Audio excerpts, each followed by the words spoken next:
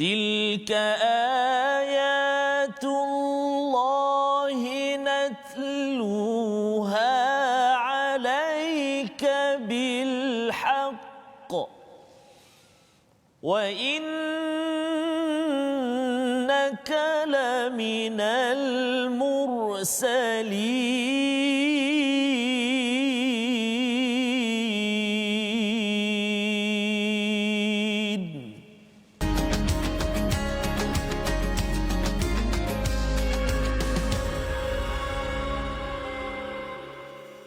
Assalamualaikum warahmatullahi wabarakatuh. Alhamdulillah wassalatu wassalamu ala Rasulillah wa ala alihi wa man walah. Syada la ilaha illallah, syada Muhammadan abduhu wa rasuluh. Allahumma salli ala sayidina Muhammad wa ala alihi wa sahbihi ajma'in. Amma ba'd. Alhamdulillah, kita panjatkan syukuran kita kepada Allah Subhanahu Wa Taala pada hari yang penuh barakah ini untuk sama-sama kita mengulang kaji kepada halaman yang telah pun kita baca, yang kita faham serba sedikit, yang moga-moga Allah mudahkan urusan kita untuk beramal, menjadikan Al-Quran ini sebagai sumber hukum, sebagai hakim kepada kehidupan kita seharian. Inilah yang kita belajar dan belajar. Moga-moga Allah memberikan kurnia hidayah kepada saya, kepada tuan-tuan yang berada di rumah. Dan pada hari ini kita bertuah kerana kita bersama dengan tokoh yang mengkaji dan mendalami kepada Al-Quran, ya, iaitu Ustaz Abdul Muin. Apa khabar Ustaz? Baik, alhamdulillah. Alhamdulillah. Dan juga bersama dengan Ustaz Tarmizi Abdul Rahman. Apa khabar Ustaz? Alhamdulillah Ustaz. Alhamdulillah, kita bersama dengan Ustaz Abdul Muin. Ustaz Abdul Muin bin Abdul Rahman. Masya-Allah. Saya Ahmad Tarmizi Abdul Rahman. Saya Fazrul Ismail, ya. Lain Ustaz, ya. Okey. Jadi alhamdulillah kita mengucapkan syukur pada Allah Subhanahu taala. Kita akan sama-sama, ya, kita sama-sama akan mengulang kaji kepada intisari daripada ayat ataupun halaman 40 hingga 44, di mana kita berada pada juz, ya. Kita sebenarnya berada di antara juz 2 dan 3 ini untuk sama-sama kita menghargai bagaimana surah Al-Baqarah ini yang juga dikenali sebagai sanamul Quran, kita menuju puncak yang diharapkan dengan kita sama-sama perlahan-lahan menuju puncak ini, kita dapat gambaran, wah, betapa indahnya kandungan Al-Quran, betapa indahnya agama Islam ini. Dan rupa-rupanya kita bukan keseorangan. Kita ada orang-orang terdahulu di kalangan para nabi, siddiqin, syuhada dan juga orang-orang soleh yang kita ingin ikuti jejak mereka sebagaimana kita baca di dalam surah Al-Fatihah. Maka mari kita bersama kita mulakan dahulu majlis kita ini. Rabbi zidni ilma, moga-moga Allah menambahkan ilmu kita dengan membaca surah Al-Fatihah sebagai permulaan. Silakan Ustaz. A'udzu billahi minasy syaithanir rajim. Bismillahirrahmanirrahim. Alhamdulillahi rabbil alamin. Ar-Rahmanir Rahim. Maliki yaumiddin. Iyyaka na'budu wa iyyaka nasta'in. اهدنا الصراط المستقيم صراط الذين أنعمت عليهم غير المغضوب عليهم ولا الضالين.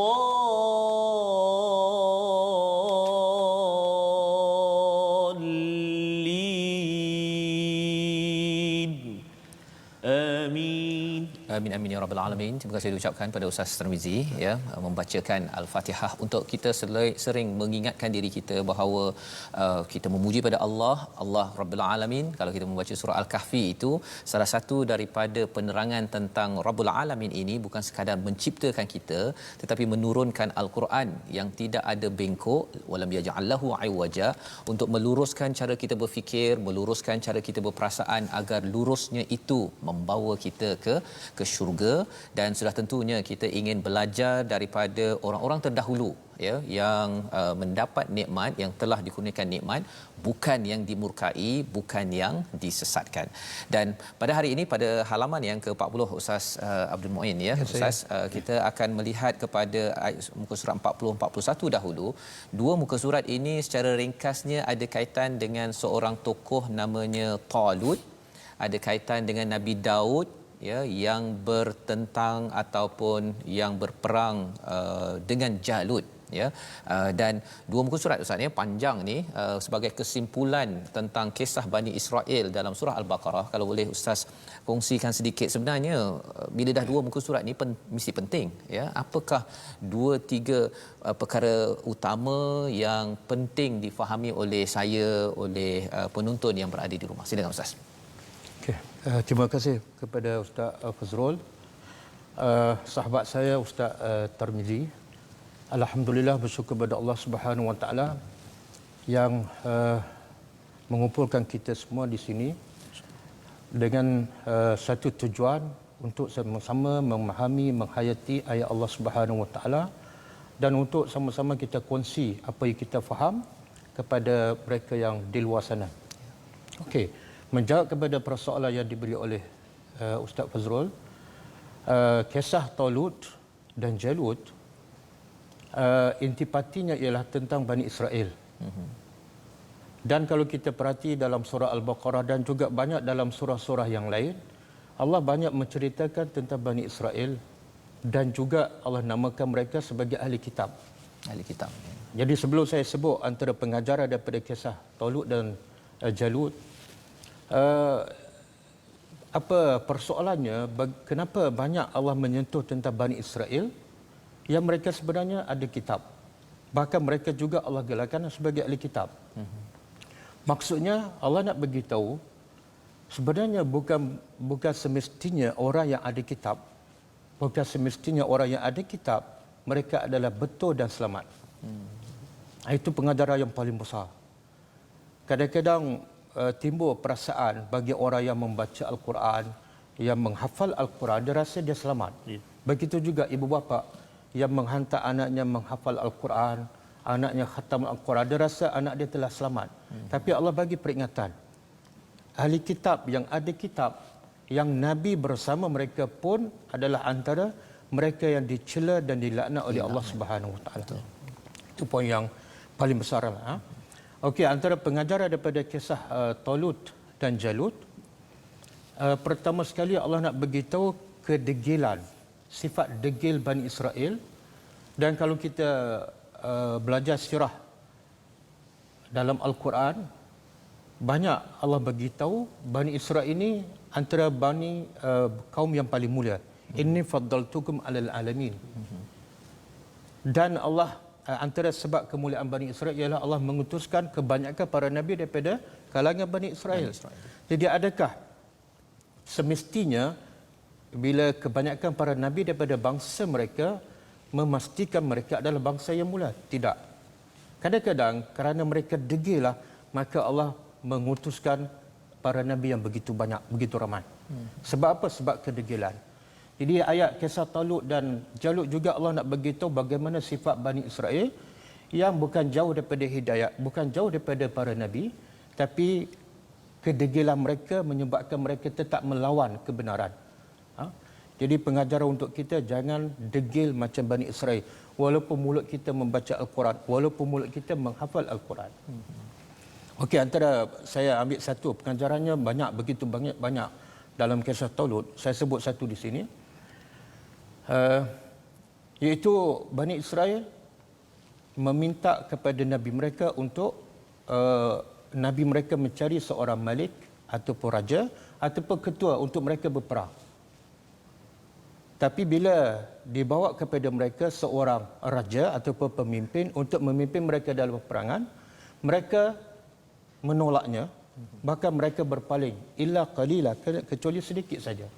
Jadi Allah nak bagi tahu inilah perangai Bani Israel yang boleh berlaku pada semua manusia termasuk kepada umat Nabi Muhammad. Bahkan Allah mencela, ya ayyuhallazina amanu lima taquluna ma la taf'alun. Kenapa kamu cakap apa yang kamu tidak lakukan? Kamu minta raja, ketua untuk kamu berperang. Bila diberi raja, kamu mengingkarinya. Kamu berpaling. Jadi jangan jangan menjadi seperti Bani Israel. Dan benda ini sebenarnya berlaku dalam masyarakat kita, dalam kalangan orang Melayu. Begitu juga Nabi sebut dalam satu hadis daripada Abdullah bin Amir Ar-Rabi'ah. Dia kata ketika itu aku kecil dan Nabi datang ziarah ke rumahku ketika itu aku nak keluar, kemudian ibuku berkata, ya Abdullah, ta'ala u'tika, datang ke sini untuk aku beri sesuatu pada kamu. Maka terus Nabi bertanya, maza tu'tihi, apa yang kamu nak bagi kepada anak kamu? Maka ibunya menjawab, tamrah, sebiji tamar. Maka Nabi bagi amaran. Belum berlaku lagi, tapi Nabi bagi amaran, menunjukkan benda itu akan berlaku. Sekiranya kamu tidak memberi kurma tamar yang kamu janji kepada anak kamu, kutibat aliki kezibah, engkau dicatat sebagai pendusta. Berapa ramai yang ibu bapa berjanji kepada anaknya tapi tidak melaksanakan. Berapa ramai pemimpin yang berjanji kepada rakyatnya tapi tidak. Maka bagaimana ibu bapa dapat melahirkan anak yang soleh, yang bertakwa, kalau ibu bapa ada sifat berdusta? Bagaimana pemimpin boleh melahirkan rakyat yang bertakwa kalau pemimpin ada sifat berdusta? Hanya berjanji tapi tidak tunaikan. Itu antara pengajaran pertamalah daripada kisah Talut dan Jalut. Wallahu a'lam. Ya, terima kasih Ustaz. Bila Ustaz memberikan highlight sebentar tadi tentang kisah ini panjang ya, dua muka surat, tapi sebenarnya kalau dalam tradisi Yahudi, kalau dimaklumkan kisah ini lebih panjang lagi ya, diringkaskan dalam 2 halaman. Dan mungkin satu perkara lah yang mungkin bila Ustaz cakap tadi, Bani Israel ini dikaitkan dengan degil tadi Ustaz ya, degil. Dan bila panjang-panjang dalam surah Al-Baqarah ini sehinggakan halaman 40-41 ini, Allah beritahu tentang perangai mereka yang degil itu. Apa sebab sebenarnya yang dia degil itu yang menjadi pengajaran bagi kita agar janganlah degil.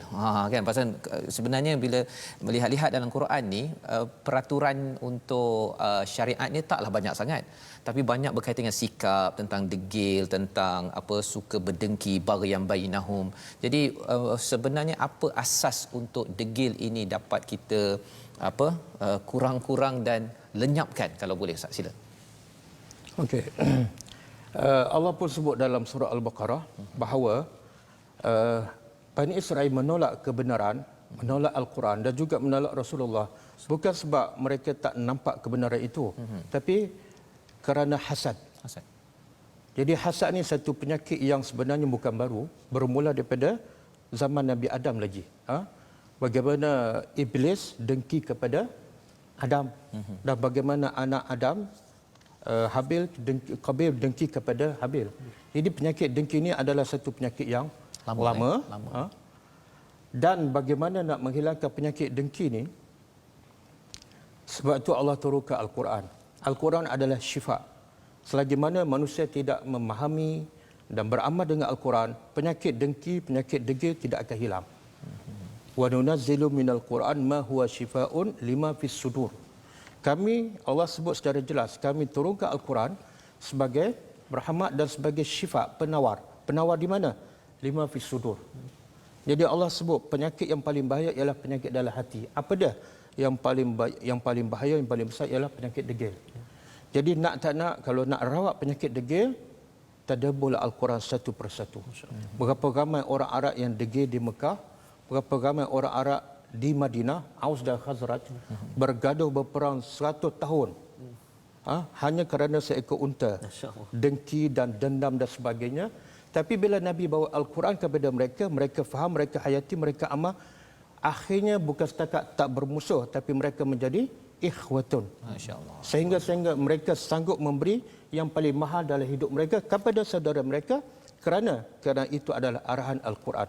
Wallahu a'lam. Masya-Allah, itulah dia punya ubatnya sebenarnya, dengan kembali balik kepada mukjizat Al-Quran ini sendiri ya. Pasal tak ada cara Ustaz ya, selain daripada Al-Quran untuk mengubat kepada kedegilan, ataupun bila degil ni ada kaitan juga dengan baghyan ataupun hasad tadi itu, yang ia bukan sekadar Bani Israel, tetapi ia juga seawal daripada Nabi Adam, maksudnya anaknya itu sendiri pun ada sifat hasad tersebut. Dan ini yang perlu kita jadikan pelajaran apabila kita melihat sedikit daripada kisah Talut dan Jalut dalam halaman 40-41. Dan kalau kita melihat pada muka surat 41 ini, Allah menyatakan tentang bagaimana Talut memimpin tenteranya, kemudian ada ujian, jangan minum air kecuali satu cedok Ustaz ya, satu cedok, dan kemudian Allah berikan kemenangan kepada tentera Talut melawan Jalut ini sendiri. Jadi di situ Ustaz bercakap tentang apa pelajaran yang mungkin yang kedua daripada kisah ini. Silakan Ustaz. Okey, pengajaran yang kedua yang kita dapat kutip daripada kisah Talut dan Jalut daripada apa yang disebut oleh Encik Fazrul, iaitu setelah mereka dapat Malik, raja yang mereka minta, walaupun hati mereka tidak puas, kemudian berlakulah proses ujian, iaitu innallaha kata Talut, innallaha mubtaliikum binahar. Allah akan menguji kamu. Bukan saya, bukan nabi, tapi ujian itu adalah hak Tuhan. Jadi manusia tidak ada hak untuk menguji sesama manusia. Hak itu adalah hak Allah. Apa tujuan ujian? Sebab dan ujiannya ialah jangan minum air. Jangan minum air. Sebenarnya nampak macam simple je, tapi pengajarannya cukup mendalam. Iaitu Talut nak menguji tenteranya Bani Israel, adakah betul-betul layak pergi berperang dan layak tak mereka mendapat kemenangan. Apa syarat untuk mendapat kemenangan? Pertama, mesti sabar. Yang kedua, mesti patuh pada ketua. Caranya apa? Jangan minum air. Ketika kamu dahaga, nak menguji kamu sabar ataupun tidak, ketika itulah datang arahan jangan minum air. Jadi kalau kamu minum, mana kamu tak sabar. Bila kamu tak sabar, kamu akan kalah. Kamu tak layak pergi perang. Yang kedua, jangan minum air untuk menguji setakat mana kamu taat kepada ketua. Apa-apa organisasi, kalau tidak ada ketaatan kepada ketua, maka organisasi itu ataupun jemaah itu akan hancur. Bahkan dalam peperangan Uhud, Nabi dan para sahabat hampir tewas di pusingan kedua hanya tidak taat pada ketua. Sehingga sahabat bertanya, anna hazab, macam mana kita boleh kalah? Kita orang beriman, lawan pula orang kafir dan ketua kita ialah Rasulullah. Macam mana kita kalah? Allah menjawab, kul huwa min indi anfusikum. Puncanya diri kamu, iaitu kamu tidak taat, kamu tidak sabar untuk mendapat harta rampasan. Wallahu a'lam. Masya-Allah, itu dia punya pelajaran yang kedua yang kita boleh ambil daripada kisah Talut ini, iaitu bercakap tentang ujian tadi Ustaz ya. Ujian Allah yang menguji tadi, bukannya sekadar kita nak uji-uji je. Masa waktu sekolah menengah dulu Ustaz ya, dia adalah pengalaman-pengalaman yang nak melihat kuat tak tingkatan 1 tu, dia ada ujian kan. Okey, jadi maksudnya kalau ujian itu dibuat-buat, itu bukan kaedahnya lah Ustaz ya. Ya, tapi kalau katakan ialah dia rindu ke, itu ujian yang memang Allah beri kepada si pelajar tersebut, itu adalah lumrah yang perlu dipahami. Dan seterusnya tadi bercakap tentang ketaatan Ustaz ya. Ketaatan pada ketua, ketaatan ini sebenarnya kalau kita lihat pada ayat 250 itu, sehingga mereka berhadapan dengan Jalut dan mereka akhirnya berdoa ya, mereka berdoa. Jadi bila mereka taat pada ketua satu dan berdoa dalam ayat ini, Rabbana afri alaina sabran wa thabbit aqdamana wansurna alal qaumil kafirin. Ada 3 perkara di sini Ustaz ya. Kalau Ustaz boleh cerahkan, mereka taat tadi itu mereka lepas sungai, tapi ada yang kata kami ni dah letih lah. Pasal taat pada ketua ni kadang-kadang letih Ustaz. Kan? Dan kemudian ada doa di situ. Jadi apa kaitan letih tadi tu dengan doa yang ada pada ayat 250 untuk kejayaan organisasi, dalam kes ini kejayaan dalam perang ini? Sila Ustaz. Okey. Kaitan antara doa dan sikap Bani Israel yang sebenarnya boleh dikatakan telah lulus ujian. Mereka berjaya untuk tidak minum, mentaati arahan. Dan Allah juga bagi jaminan, wallahu ma'as sabirin. Kamu dah berjaya, maknanya kamu dah sabar. Dan bila kamu sabar, Allah akan bersama kamu. Sebab itu dah jaminan. Tapi kalau dah dijamin oleh Allah, Allah akan bersama mereka. Apa perlu lagi mereka berdoa? Subhanallah. Pengajarannya ialah, Allah nak beritahu, kamu kuat macam mana pun, tapi satu masa mungkin kamu mundur. Satu masa mungkin iman kamu jadi lemah. Maka kamu kena sentiasa bergantung kepada Allah sepanjang masa. Kuat macam mana kamu, sabar macam mana kamu pun, kamu tak boleh lepas daripada Allah. Satu. Yang kedua, doa ni ada 3 rangkap kan. Satu, minta limpahkan kesabaran. Yang kedua, minta teguhkan pendirian. Yang ketiga, minta sunnah. Dia ada kaitan tu. kamu tak akan menang melawan orang kafir melainkan kamu tetap pendirian. Kalau kamu lari, kamu akan kalah. Dan kamu tak mungkin tetap pendirian melainkan setelah kamu sabar. Sabar melahirkan keteguhan, ketetapan pendirian. Kuat macam musuh kuat macam mana pun dia tak akan lari. Sebab apa? Ada sabar. Dan bila kamu tak lari, di situ ada kemenangan. Wansurna alal qaumil kafirin. Mana kesimpulannya orang beriman hebat macam mana, kuat macam mana, takwa macam mana pun, kebergantungan kepada Allah sentiasa kena ada. Masya-Allah. Okey. Fatawakkal 'alal hayyil ladzi la yamut. Bertawakallah pada Allah yang tidak akan mati. Ya, wallahu a'lam. Masya-Allah, itu kaitannya doa mengapa ada selepas mereka ni dah bersabar Ustaz ya, masih lagi berdoa dan doanya pun sebenarnya afri alaina sabra. Maksudnya perlu bergantung kepada Allah pasal ada masa ialah pengalaman saya juga Ustaz ya, dah sabar-sabar lepas tu je hilang sabar kan disebabkan oleh banyak cabaran yang ada dalam kehidupan. Ya, mesej kepada ibu-ibu, ayah, kepada ketua-ketua yang bekerja juga, ketaatan pada ketua itu penting, memerlukan kesabaran. Dan kita kena bergantung pada Allah ya, kerana kalau tidak memang hilang sabar Ustaz ya. Kadang-kadang kita rasakan macam dah cukup sabar dah ni kan. Orang lain yang tak yang menyebabkan kita hampir hilang sabar, rupa-rupanya ada doa pada muka surat ataupun ayat 250 ini membawa kepada fahazamuhum, mereka itu dapat mengalahkan tentera Jalut biiznillah ya. Dan Nabi Daud ya membunuh kepada Jalut dan Allah memberikan pada Daud ini wa atahullahul mulk wal hikmah. Allah memberikan kerajaan dan hikmah dan mengajarkan apa yang dia kehendaki. Di hujung ayat 251 itu mungkin saya nak minta Ustaz Tarmizi baca dulu ayat 251 pasal dia bercerita tentang istilah dafa' ya, tentang Allah menolak ataupun menjatuhkan seseorang itu ya. Nanti mungkin Ustaz Muin akan komen apa maksud di situ. Silakan Ustaz. Baik. Ayat 251. Ayat 251 Ustaz. Ya. Baik, terima kasih kepada Ustaz Fazrul, kepada Ustaz Abdul Muin, seterusnya sahabat-sahabat Al-Quran yang dikasihi Allah Subhanahu Wa Taala sekalian. Kita berada sekarang di muka surat 41.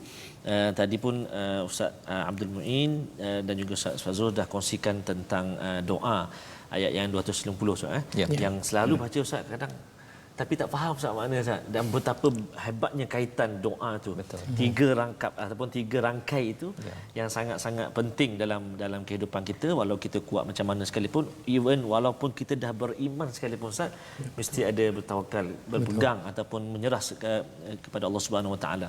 Jadi kita nak sambung ayat 251, jom kita baca sama-sama insya-Allah. A'udzu billahi minasyaitonir rajim. فهزموهم بإذن الله وقتل داود جالوت وآتاه الله الملك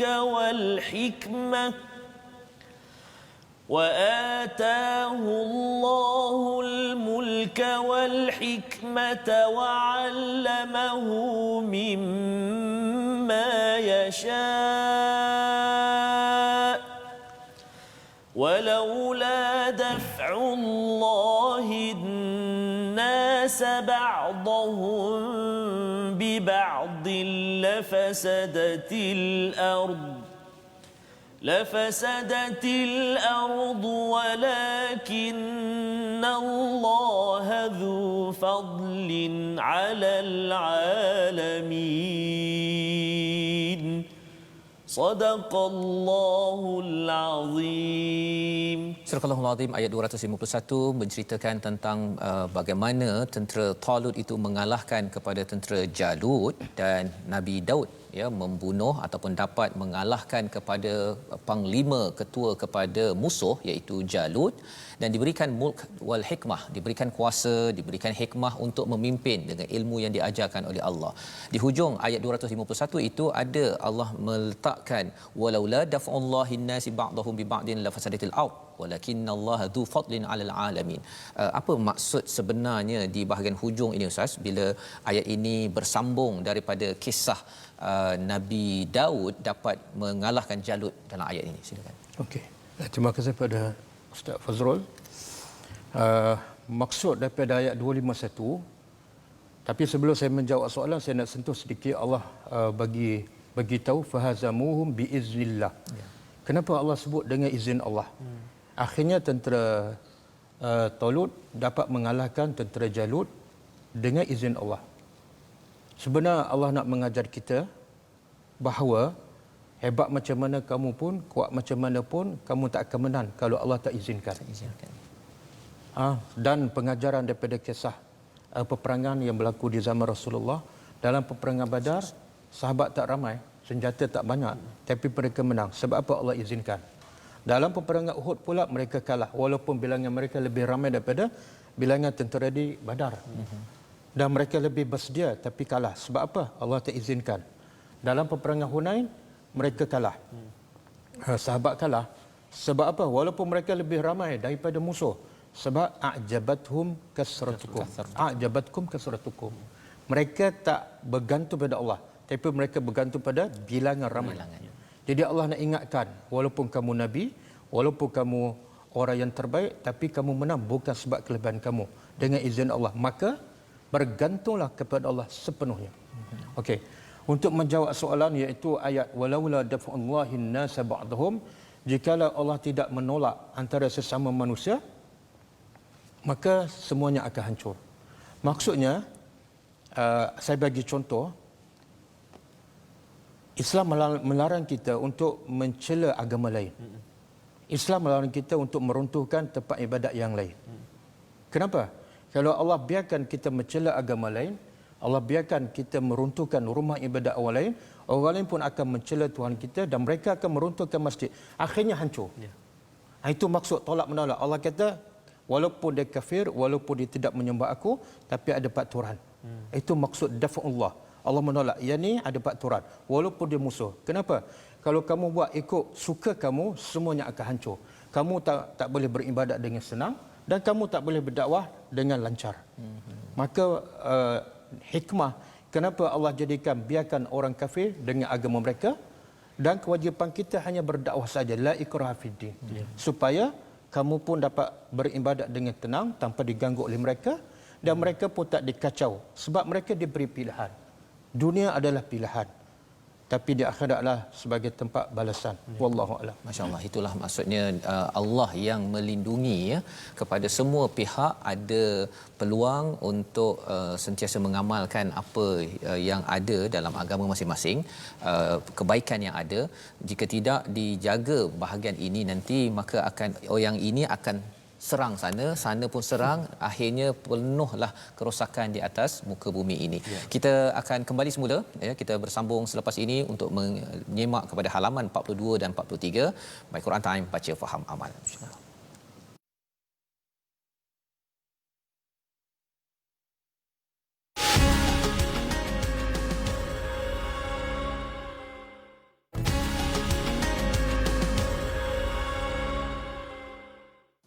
Kembali kita dalam My Quran Time, baca faham amal. Alhamdulillah kita melihat kepada muka surat 40 hingga 41 sebentar tadi Ustaznya bersama dengan Ustaz Abdul Muin Abdul Rahman untuk kita mengulang kaji, menyimak beberapa istifadah ataupun beberapa pelajaran daripada surah Al-Baqarah pada halaman 40 41 sebentar tadi tentang peristiwa Talut dan Jalut, dan itu mengakhiri kepada juz yang kedua yang kita masuk pada juz yang ketiga pada halaman 42, iaitu ada banyak pelajaran.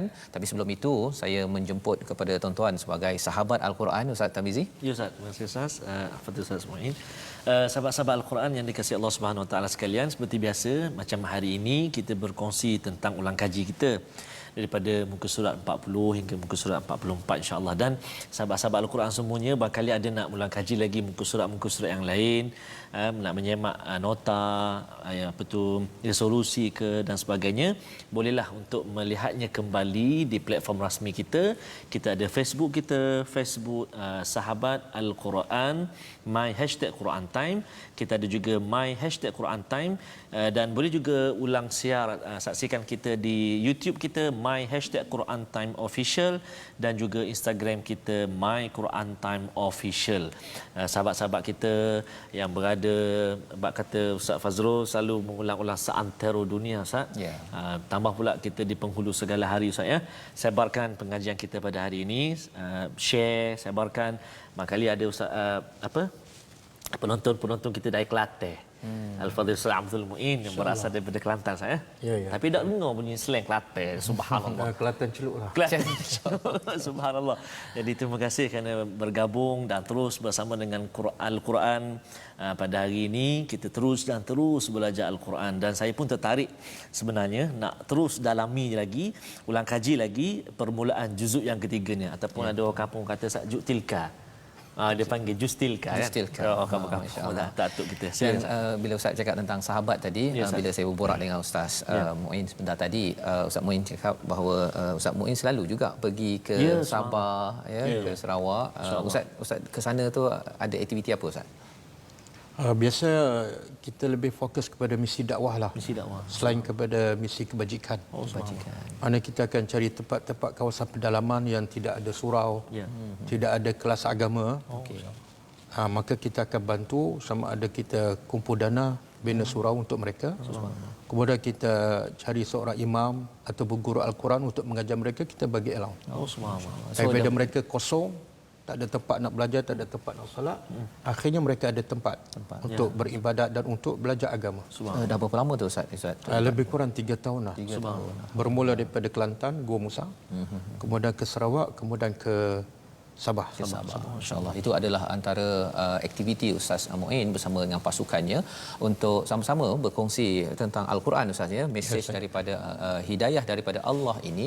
Dan sudah tentunya apabila kita melihat kepada juz yang ketiga ini, sebenarnya memang bercakap tentang, kalau katakan juz pertama banyak bercerita tentang Bani Israel, juz yang kedua banyak bercerita berkaitan dengan solat, ada kaitan dengan kiblat. Juz yang ketiga ini Allah mulakan dengan tilka, Ustaz ya, Ustaz Tarmizi, Ustaz Muin. Tilka itu apa? Tilkar rusul, ya, bercakap tentang rasul-rasul yang sebenarnya mereka itu dilebihkan sebahagian mereka daripada sebahagian yang lain, ada fadal, ya, ada tafdil yang Allah berikan antara satu sama lain untuk menyampaikan mesej kebenaran kepada umat, ya, kepada manusia. Jadi di dalam ayat ini juga Allah ada, kalau kita lihat pada ayat 255 itu ada ayat yang famous, ya, ayat yang amat masyhur, a'zam, yang amat hebat, yang dinamakan sebagai ayat Al-Kursi. Jadi di sini mari kita sama-sama mengulang kaji. Saya yakin tuan-tuan yang di rumah menghafaz surah ini ataupun ayat ini, kita nak pastikan paling kurang kalau puan-puan, ibu-ibu, adik-adik baca ayat Kursi, mungkin selama ni laju sahaja ke depan, tapi paling kurang kita dapat 2-3 intipati apakah kepentingan surah ini ataupun ayat ini, apakah tadabbur daripada ayat 255 ini. Silakan Ustaz. Okey, terima kasih pada Ustaz Fazrul. Ayat Al-Kursi yang biasa kita dengar dan biasa kita bacakan. Dan inilah yang disebut oleh Nabi SAW, a'zamu ayah fil Quran. Ayat yang paling agung, yang paling besar dalam Al-Quran. Kalau surah Fatihah. Betul, Ustaz. Tapi kalau ayat Al-Kursi. Kenapa? Kata ulama, antara sebab ayat Kursi menjadi ayat yang paling agung dalam Al-Quran ialah, pertama, dia mengandungi ikrar tauhid.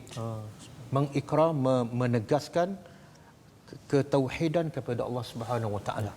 Dan sebenarnya itulah tujuan Allah mencipta manusia, supaya manusia mentauhidkan Allah. Itu juga tujuan Allah mengutuskan para nabi, para rasul dan menurunkan Al-Quran supaya akhirnya manusia mentauhidkan Allah. Jadi intipati kepada ayat Kursi ialah Allahu la ilaha illahu. Tidak ada Tuhan melainkan Dia saja yang berhak, yang layak disembah. Itu yang sebab pertamalah kenapa ayat Kursi menjadi ayat yang paling agung. Yang kedua, dalam ayat Al-Kursi ini juga mengandungi nama-nama Allah. Lebih kurang 5 lah yang jelaskan. Allah Al-Hayyu, Al-Qayyum, Al-Aliyyu, Al-Azim. Bahkan Nabi sebut dalam satu hadis, ada 3 surah yang banyak menyebut nama Allah yang paling utama. Itu surah Al-Baqarah, surah Ali Imran dan surah Taha. Kemudian dihuraikan, Nabi hurai antara nama Allah yang paling agung ialah Al-Hayyu Al-Qayyum. Jadi kalau Nabi kata nama Allah yang paling agung adalah Al-Hayyu Al-Qayyum, selain pada Allah, itu menunjukkan ada kelebihan sama ada dalam surah ataupun ada dalam ayat. Jadi ditambah pula dengan Al-Aliyyu Al-Azim. Kemudian yang ketiga, kenapa ayat Al-Kursi menjadi ayat yang terbesar yang paling agung ialah dalam ayat ini menceritakan tentang Allah Subhanahu Wa Taala, sifat-sifat Allah. Dan sebenarnya manusia bila dia kenal Allah melalui sifat-sifatnya, melalui nama-namanya, dia akan menjadi orang yang hebat. Dia akan menjadi orang yang hebat. Sebab perkataan Allah sendiri pun sebenarnya perkataan Allah ialah maksudnya ialah al-ma'luh, iaitu Tuhan yang disembah. Jadi kata ulama, bila Allah sebut Allah tu sebenarnya dia merangkumi semua nama-nama Allah yang lain. Kenapa dia perlu disembah? Sebab dia Ar-Rahman, sebab dia Al-Ghafur, sebab dia Al-Jabbar, sebab dia Al-Qahhar. Jadi dalam perkataan Allah itu sendiri sebenarnya telah merangkumi semua nama-nama dan sifat Allah.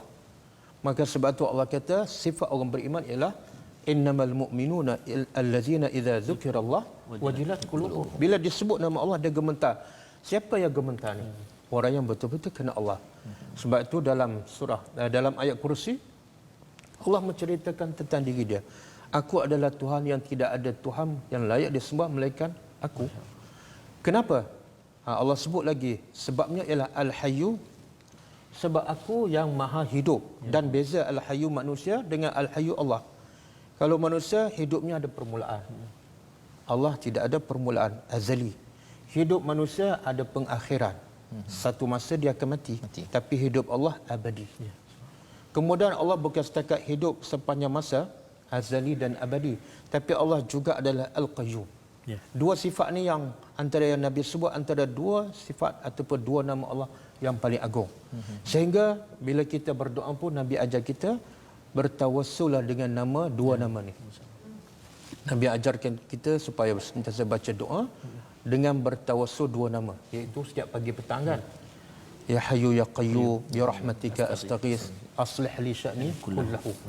Menunjukkan Allah tu memang patut disembah, memang patut dipatuhi sebab dia sentiasa hidup.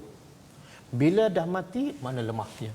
Kemudian dia pula sentiasa berdiri dengan sendiri.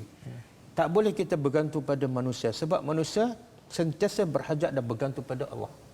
Hebat macam mana, kaya macam mana, jawatan besar macam mana, satu masa dia pasti kembali kepada Allah. Kemudian Allah sebut lagi, la ta'khuzu sinatun wala naum. Kehebatan Allah yang wajib kamu taat mentauhidkannya ialah sebab dia tak pernah mengantuk dan tidur. Kita bergantung pada suami kita kadang-kadang masa kita bercakap dia tidur dah. Kita bergantung pada anak kan, kadang-kadang anak kita lupa. Jadi kenapa nak bergantung pada Tuhan, makhluk yang lemah? Bergantung pada allazi la ta'khuzu sinatun. Jadi sebenarnya bila kita faham, kita hayati maksud dalam dalam ayat Kursi ini dan kita betul-betul yakin kita bergantung hanya kepada Allah, kita akan jadi orang yang hebat. Dalam satu asar kata ulama, sesiapa yang nak menjadi orang yang paling kuat maka bertawakkallah, berserahlah pada Allah. Bila berserah pada Allah dia akan menjadi kuat sebab Allah Al-Hayyu Al-Qayyum la ta'khuzu sinatun wala naum. Wallahu a'lam. Okey, jadi itu adalah panduan ya kepada tuan-tuan yang berada di rumah. Untuk saya ya, apabila melihat pada ayat Kursi ini sebenarnya ia akan Ustaz cakap tadi menguatkan diri kita Ustaz ya. Maksudnya kita kita tak kuat, kita lemah ya, tetapi kerana kita bergantung kepada Allah yang Aliyul Azim, yang hebat, maka insya-Allah kita juga akan dipimpin. Dan bercakap tentang dipimpin ke arah kebenaran ini, ayat seterusnya Ustaz ya. Ayat seterusnya itu yang saya minta Ustaz Tarmizi bacakan, ayat 256, kerana di situ ada cerita tentang la ikraha fiddin, ada istilah rushd kat situ. Jadi bila kita baca dalam surah Al-Kahfi ayat yang ke-10 tu, rabbana atina min ladunka rahmah wa hayyi lana min amrina rasyada. Dalam surah Al-Fatihah kita baca ihdinas siratal mustaqim kan, minta tunjuk hidayah. Jadi mungkin ustaz boleh tadabburkan apa beza di antara hidayah dan rushd yang ada pada ayat 256. Tapi kita dengar dahulu tuan-tuan baca bersama dengan Ustaz Tarmizi pada halaman 42. Jom sama-sama. Sila Ustaz. Okey, terima kasih Ustaz Fazrul, kepada Ustaz Abdul Muin, sahabat-sahabat Al-Quran, tuan-tuan dan puan-puan muslimin dan muslimat. Kita nak baca sekarang ni ayat yang ke-256 saya. Ayat yang selalu juga kita baca, dan biasanya dua ayat ni kita selalu sangat baca selepas solat. Jadi hari ini istimewa, hari ini kita dapat ulang kaji lagi sekali tentang dua ayat ini. Tadi kita dah tahu a'azamu ayat yang paling besar atau paling hebat dalam Al-Quran, iaitu ayatul kursi. Sekarang ni ayat la ikraha fiddin. Selalu sangat ustaz kadang orang cakap la ikraha fiddin, awak tak payah paksa-paksa saya lah, kan bebas, contoh macam tu kan. Jadi ini ustaz Itu nanti ustaz boleh cerahkan. ustaz akan boleh ni. Okey, jadi kita baca sesama, jom ayat yang ke-256. A'udzubillahi minasyaitonirrajim. La ikraha fiddin, qad تبين الرشد من الغي فمن يكفر بالطاغوت ويؤمن بالله فقد استمسك بالعروة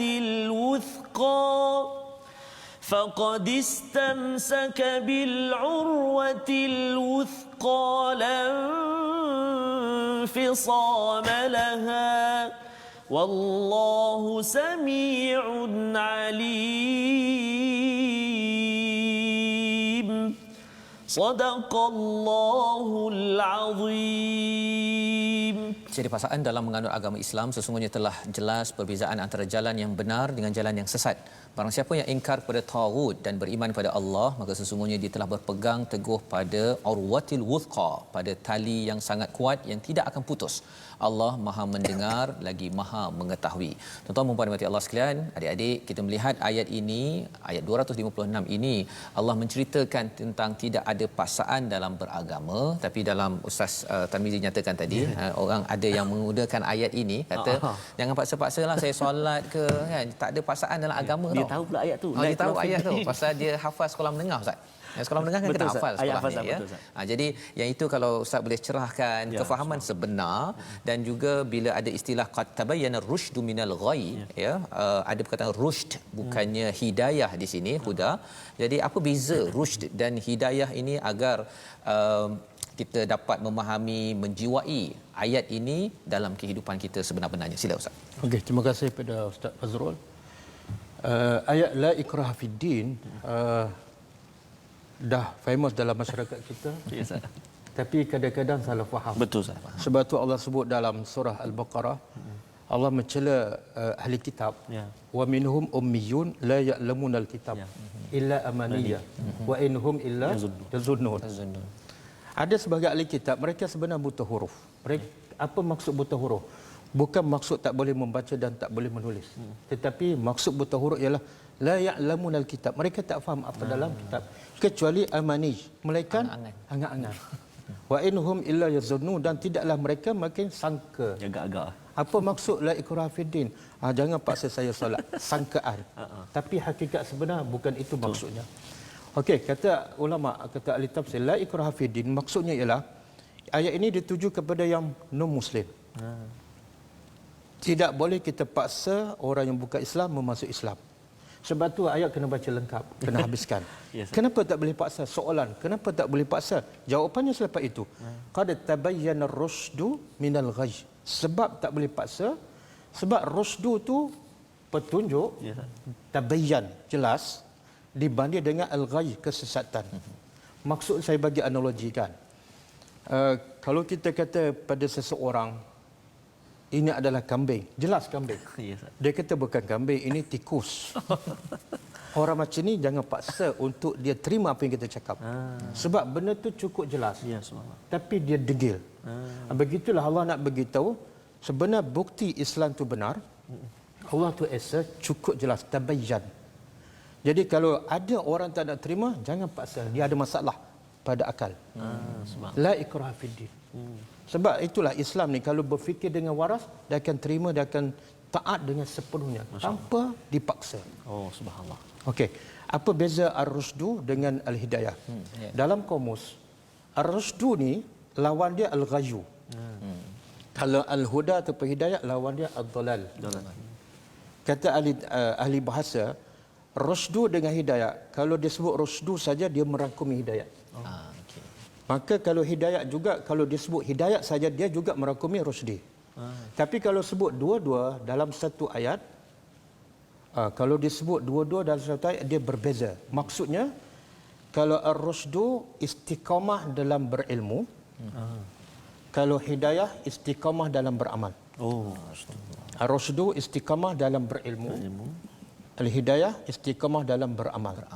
Jadi kalau sebut dua-dua berbeza makna, kalau sebut satu-satu hidayah merangkumi rusdi, rusdi merangkumi hidayah. Wallahu a'lam. Masya-Allah khair. Terima kasih ucapkan pada Ustaz Abdul Muin menerangkan ya beza di antara rusyd dan juga hidayah tadi itu. Jadi kalau kita berdoa minta diberikan rusyd dalam surah Al-Kahfi itu, doa kita itu maksudnya kita nak hidayah jugalah Ustaz ya. Dipimpin dengan ilmu yang benar untuk kita beramal lah juga ya. Bukannya tahu sahaja tetapi kita tidak mahu beramal. Jadi kita berada di penghujung Ustaz ya. Sebenarnya ada dua lagi muka surat yang kita nak ulang kaji tapi ialah kita ada kena jemput lagi lah Ustaz ya untuk kita melihat bersama dan kita berada di penghujung tuan-tuan puan-puan mati Allah sekalian. Kita berdoa kepada Allah Subhanahu Wa Taala agar Allah memberikan kepada kita rusyd Ustaz ya seperti mana yang dinyatakan tadi dan juga kita mohon hidayah daripada Allah untuk kita diberi istiqamah untuk kita beramal dalam kehidupan kita seharian berdasarkan kepada 3 muka surat yang kita semak dan kita ulang kaji sebentar tadi. Dengan ini saya menjemput Ustaz Tarmizi untuk membacakan doa di hujung ini. Silakan Ustaz. أعوذ بالله من الشيطان الرجيم بسم الله الرحمن الرحيم الحمد لله رب العالمين والصلاة والسلام على رسول الله الأمين سيدنا محمد وعلى آله وصحبه أجمعين اللهم اغفر لنا ذنوبنا ولوالدينا وارحمهم كما ربونا صغارا اللهم ربنا هب لنا من أزواجنا وذرياتنا قرة أعين واجعلنا للمتقين إماما اللهم ربنا ظلمنا أنفسنا وإن لم تغفر لنا وترحمنا لنكونن من الخاسرين Allahumma ya Allah wa ya Rahman wa ya Rahim. Kami hamba-hambamu yang sangat lemah ya Allah, tidak putus-putus mengangkat tangan memohon ke hadratmu ya Allah, agar dikurniakan petunjuk dan hidayahmu kepada kami ya Allah, memandu kehidupan kami di atas muka bumi yang sementara ini ya Allah, mencapai redha dan juga keampunan daripadamu ya Allah. Maka ya Allah kurniakan petunjuk dan hidayahmu buat kami ya Allah, memandu kehidupan kami ya Allah. Mudah-mudahan kami berjaya di dunia, lebih-lebih lagi di akhirat nanti ya Allah. Birahmatika ya arhamar rahimin. Allahumma arhamna bil Quran waj'alhu lana imaman wa nuran wa hudan wa rahmah. Allahumma dhakkirna minhu ma nusina wa 'allimna minhu ma جهلنا وارزقنا تلاوته آناء الليل وأطراف النهار واجعله لنا حجة يا رب العالمين وصلى الله على سيدنا محمد وعلى آله وصحبه وبارك وسلم والحمد لله رب العالمين تقبل الله. Terima kasih diucapkan kepada Ustaz Tarmizi yang membacakan doa sebentar tadi dan kita sebenarnya amat mengharapkan Allah membantu kita sebagaimana yang Ustaz Muin nyatakan tadi. Kita kalau dah beriman, dah bersabar, tetap juga kita kena bergantung pada Allah, minta dicurahkan ya dengan kesabaran, tetap pendirian kita berjuang dalam kehidupan dan kita perlukan pertolongan Allah Subhanahu Wa Taala untuk kita berdepan dengan segala cabaran-cabaran hidup yang boleh boleh memesongkan kita daripada jalan hidayah Allah Subhanahu Wa Taala. Mungkin 1 minit akhir ini Ustaz ya, Ustaz sebagai kesimpulan daripada mungkin kita tak sempat pun sampai 5 muka surat ya, tapi daripada program ini seruan kepada umum penonton yang ada di rumah, seruan Ustaz berkaitan dengan Al-Quran, apa satu mesej kepada rakyat Malaysia? Silakan Ustaz. 1 minit Ya. Okey, saya ringkaskan daripada ayat yang sepatut kita sebut juga tapi sebab kesetukan masa, iaitu apa pengajaran ataupun apa hikmah Nabi Ibrahim meminta kepada Allah supaya Allah tunjukkan kepadanya bagaimana Allah menghidupkan yang mati. Apa hikmahnya? Hikmahnya ialah liyatma'inna qalbi. Subhanallah. Jadi kalau seorang nabi pun sentiasa nak imannya mantap dan ditingkatkan, maka orang macam kita lagi-lagi kena sentiasa berusaha untuk memantapkan iman kita. Dan nak mantapkan iman, tak perlu kita minta kepada Allah supaya Allah hidupkan yang mati depan mata kita, tak. Sebenarnya terlalu banyak ayat-ayat yang boleh memantap, meningkatkan iman kita. Antaranya baca Al-Quran dan tadabbur. Dan antaranya jugalah memikirkan ciptaan Allah. Inna fi khalqis samawati wal ard la ayat, wa ikhtilafil laili wan nahar la ayat li ulil albab. Wallahu a'lam. Subhanallah, itu adalah nasihat penting daripada Ustaz, bahawa sebenarnya iman kita memang dah ada, tetapi ia perlu dimantapkan, perlu dimantapkan. Litatma'inna qalbi itu yang disentuh oleh dalam kisah Nabi Ibrahim Ustaz ya, dalam kisah Nabi Ibrahim yang telah pun kita ikuti pada halaman yang ke-44, tapi mungkin dengan masa yang terhad ini kita perlu lagi bersama dengan Ustaz Muin pada masa insya-Allah kena mari pula. Kena mari pula. Masya-Allah. Jadi terima kasih diucapkan pada Ustaz Abdul Muin Abdul Rahman ya, yang bersama kita pada hari ini, dan insya-Allah tuan-tuan sekalian kita akan bertemu lagi. Kita masih lagi dalam kerangka untuk kempen untuk ummah, wakaf untuk ummah, agar kita ingin menyebarkan ya mesej ini dalam dengan menyebarkan mushaf, dan kita membawakan program-program Quran, tadabbur, agar lebih ramai lagi yang mendapat pencerahan demi pencerahan daripada ayat-ayat Al-Quran yang dinyatakan oleh Ustaz Abdul Muin sebentar tadi. Ini penting agar kita mantap iman kita, dan insya-Allah kita akan bertemu lagi pada jam 5 petang, pada jam 10 malam dan juga 6 pagi esok ya, ulangan terus kita bersama dengan Al-Quran. Kita mengucapkan ribuan terima kasih kepada penaja kita Mufaz, agar terus kita dapat bersama Al-Quran dan terus ke hujung hidup kita. Dan kalau Ustaz Abdul Muin pergi ke sana ke sini menyampaikan Quran, moga-moga tuan-tuan juga kita bersama dalam My Quran Time, baca, faham, amal, insya-Allah.